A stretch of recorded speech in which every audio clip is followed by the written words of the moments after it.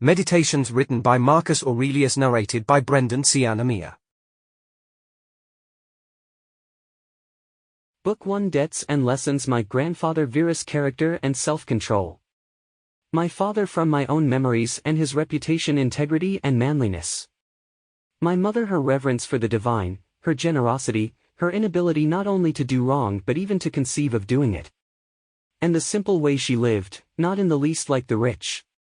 My great-grandfather to avoid the public schools, to hire good private teachers, and to accept the resulting costs as money well spent.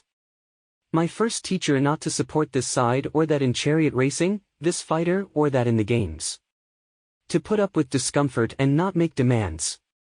To do my own work, mind my own business, and have no time for slanderers. Diognetus not to waste time on nonsense. Not to be taken in by conjurers and hoodoo artists with their talk about incantations and exorcism and all the rest of it. Not to be obsessed with quail fighting or other crazes like that. To hear unwelcome truths. To practice philosophy, and to study with Bacchius, and then with Tandisus and Marcianus. To write dialogues as a student. To choose the Greek lifestyle, the camp bed and the cloak. Rusticus the recognition that I needed to train and discipline my character. Not to be sidetracked by my interest in rhetoric. Not to write treatises on abstract questions, or deliver moralizing little sermons, or compose imaginary descriptions of the simple life or the man who lives only for others. To steer clear of oratory, poetry and belles lettres.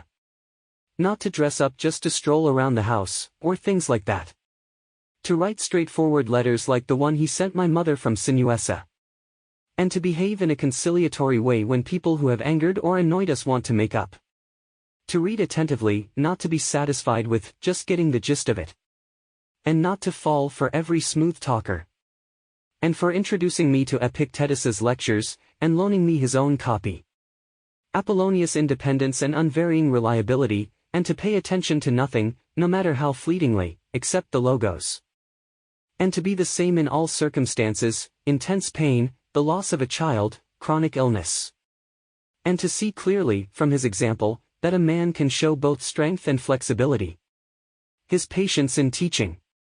And to have seen someone who clearly viewed his expertise and ability as a teacher as the humblest of virtues. And to have learned how to accept favors from friends without losing your self-respect or appearing ungrateful. Sextus kindness. An example of fatherly authority in the home. What it means to live as nature requires. Gravity without airs. To show intuitive sympathy for friends, tolerance to amateurs and sloppy thinkers. His ability to get along with everyone, sharing his company was the highest of compliments, and the opportunity and honor for those around him. To investigate and analyze, with understanding and logic, the principles we ought to live by. Not to display anger or other emotions. To be free of passion and yet full of love. To praise without bombast, to display expertise without pretension.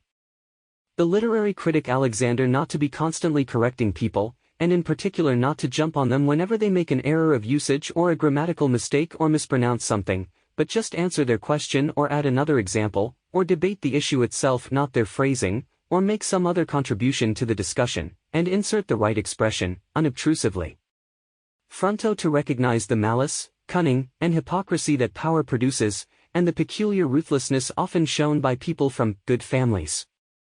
Alexander the Platonist not to be constantly telling people or writing them that I'm too busy, unless I really am. Similarly, not to be always ducking my responsibilities to the people around me because of pressing business. Catullus not to shrug off a friend's resentment, even unjustified resentment, but try to put things right. To show your teachers ungrudging respect the Domitius and Athenodotus story, and your children unfeigned love. My brother Severus to love my family, truth and justice. It was through him that I encountered Thracia, Helvidius, Cato, Dion and Brutus, and conceived of a society of equal laws, governed by equality of status and of speech, and of rulers who respect the liberty of their subjects above all else. And from him as well, to be steady and consistent in valuing philosophy. And to help others and be eager to share, not to be a pessimist, and never to doubt your friend's affection for you. And that when people... Sample complete. Ready to continue?